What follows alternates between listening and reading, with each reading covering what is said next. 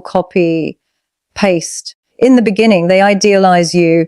They make you feel like the only person that matters. That's not love. That's data collection. Every word you share, every emotional reaction you give becomes material for them to use later, not to love you, but to control you. Then comes the confusion phase, the push and pull. One day you're everything. The next day you're nothing. You start questioning yourself, and did I do something wrong? That's when you're hooked, because now your brain associates their approval with emotional safety. This is how manipulation hides behind romance. And let me be very clear, this is not about hate or bitterness. This is about awareness. Because once you see these patterns, you don't fall for them anymore. You stop confusing attention with affection and control with care. You realize that someone who truly loves you will never need to confuse you to keep you. True connection feels calm, not chaotic. It's built on respect, not strategy. And the moment you understand this difference, you move from being someone's target to becoming someone emotionally untouchable. Remember this, the darkest psychology only wins against an unaware mind. The empowered woman doesn't fight manipulation. She sees it before it begins. Charm is one of the most misunderstood psychological tools in human interaction. When we think of charm, we imagine kindness, warmth, and charisma. We associate it with people who make us feel seen, valued, and comfortable. But what most people never realize is that charm can also be a mask, a beautifully designed disguise for control. The person who knows how to control others doesn't come across as controlling at all. They appear caring, emotionally intelligent, even selfless. But behind that polished presentation is something far more strategic. When control hides behind charm, it doesn't look aggressive. It looks like understanding. It looks like, I get you. That's what makes it powerful. Because the victim doesn't see manipulation happening. They see connection. And human beings, especially women with nurturing hearts, respond deeply to connection. We're wired for empathy, for emotional resonance, for mutual understanding. So when someone enters our emotional space and mirrors our energy, our tone, our values, we don't label it as danger. We label it as destiny. This is where dark psychology operates quietly. The manipulator begins by learning your rhythm.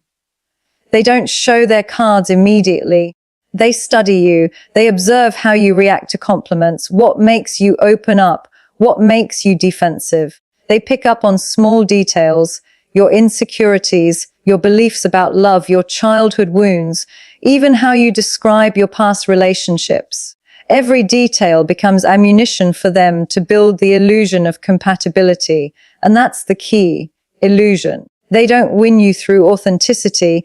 They win you through projection. They project back to you the qualities you crave most in a partner.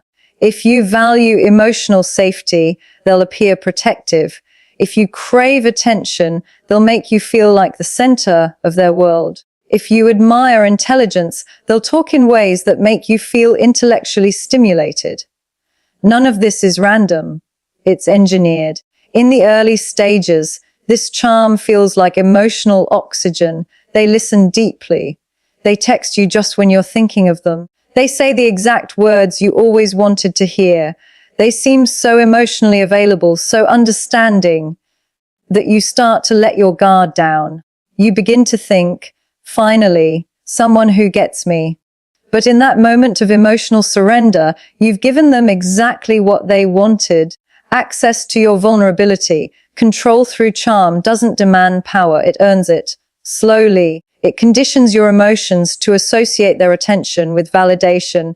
You start feeling good only when they approve, when they engage, when they affirm. That's how the control begins. It's not through commands or confrontation. It's through emotional conditioning. They make you dependent on their presence for your sense of worth. This is why many people confuse manipulation with love. Because in the beginning, it feels good. It feels like being seen after a long time. But over time, that charm becomes inconsistent. The warmth fades, and the coldness appears. And when that happens, the same person who used to give you emotional highs begins to create emotional lows. That's when confusion sets in. You start asking questions. Why did they change? Did I do something wrong? Maybe I'm overreacting. You internalize the shift because the manipulator's charm trained you to trust them more than your own instincts. That's not love. That's psychological control. And it's one of the dirtiest forms because it doesn't look like domination. It looks like devotion. What's fascinating is that people who use this tactic often come across as emotionally intelligent. They read you well. They say all the right things. But emotional intelligence without empathy is just manipulation. They're not connecting. They're calculating. And they keep their control alive through subtle psychological cues, tone changes, delayed responses, emotional withdrawal, or exaggerated affection after a conflict. Each move is designed to keep you slightly unbalanced, never fully secure, but never fully rejected. The mind under emotional control starts to crave certainty. You want them to return to the version they were in the beginning, that sweet, charming, deeply connected person, but that version never truly existed. It was a performance, a psychological script written to win your emotional investment. And once you're emotionally invested, they no longer need to maintain the same level of effort because now they have something much more powerful. Your attachment. Control disguised as charm is dangerous because it doesn't break you immediately, it slowly bends you. You lose touch with your boundaries, your logic, even your sense of independence. You start compromising your peace just to maintain their approval. And what's worse, you begin defending them. That's the final layer of control when the victim becomes the protector of their manipulator. So how do you recognize it? Pay attention to how you feel after interactions, not just during them. Charm that's genuine leaves you feeling peaceful and grounded. Charm that's manipulative leaves you feeling anxious, confused, or dependent. Watch for consistency. A truly emotionally healthy person won't need to impress you. They'll just be. But a manipulator will perform because control requires constant maintenance. Awareness is your protection. Once you understand that not every form of warmth is love, and not every connection is genuine, and not every charming person is trustworthy, you begin to see through the illusion. You stop falling for appearances and start reading intentions. Remember, true love empowers you, manipulation disorients you. And charm used for connection feels safe. Charm used for control feels addictive. The difference is subtle but life-changing once you see it. And the moment you do, no one can ever use charm to control you again, because you'll recognize it for what it truly is, a mask, not a mirror. When someone wants to control you through charm, they never start with authority, they start with understanding. They appear to listen deeply. They'll ask questions about your dreams, your fears, your opinions. You think you're being heard, but in reality, you're being studied. Every response you give becomes data. They learn your emotional language, the tone that softens you, the words that trigger you, the topics that open your heart. Once they have that knowledge, they don't use it to build connection. They use it to build influence. Control in this form is never loud. It's subtle. It's gentle. The manipulator uses charm as a mask that hides their true motives.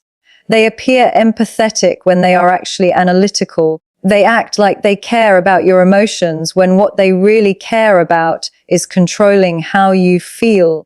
They know that if they can control how you feel, they can control how you think. And if they can control how you think, they can control what you do. That's the quiet chain of manipulation, emotion, thought, action. What makes this tactic so effective is that the manipulator doesn't look like a threat.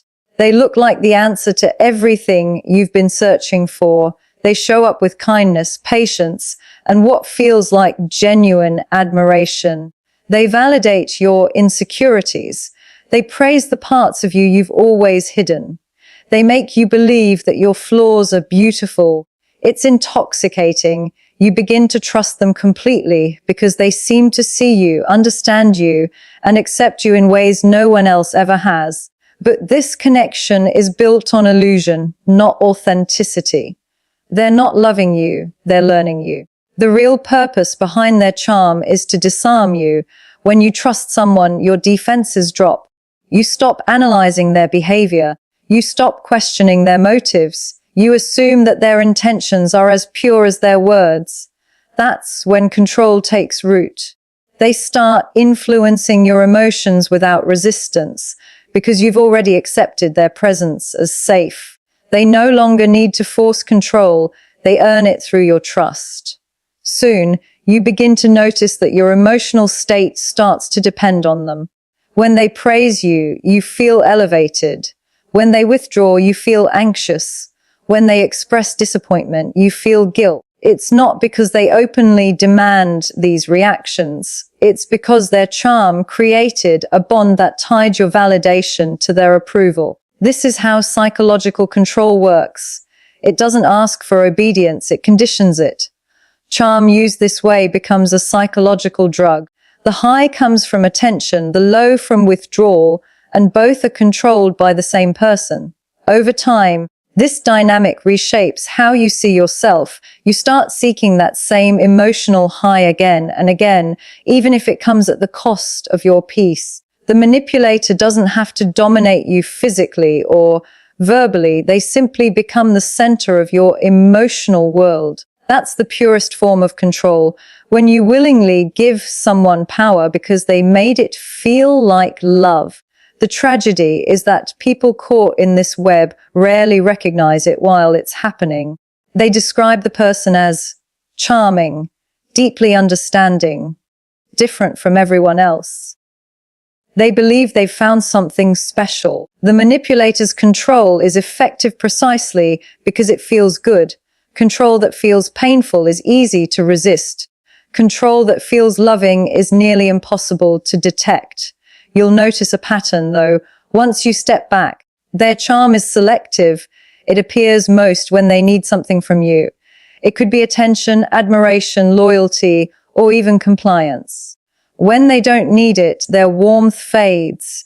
You'll sense a quiet coldness, a shift in energy that leaves you confused. This inconsistency keeps you chasing the version of them that existed in the beginning, the one who made you feel alive. You start believing that if you just do the right thing, that version will return, but that version was never real.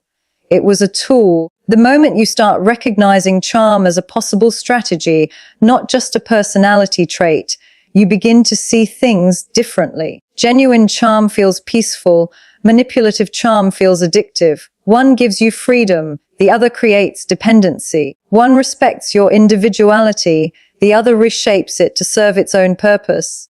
Control disguised as charm takes away your ability to trust your instincts because it makes you question your judgment. Every time you feel something is off, they'll charm you again, reassure you, comfort you, draw you back in. And you'll stay because your emotions have been programmed to equate their charm with safety. True awareness begins when you separate how someone makes you feel from what their behavior actually shows. If someone's words are sweet, but their actions are inconsistent, their charm is a tool. If someone's attention lifts you up, but also quietly limits you, their affection is control. If someone's understanding always ends in you doing what they want, then you're not loved, you're being managed. The most dangerous part of control disguised as charm is that it makes you betray yourself. You start silencing your doubts to protect the illusion. You convince yourself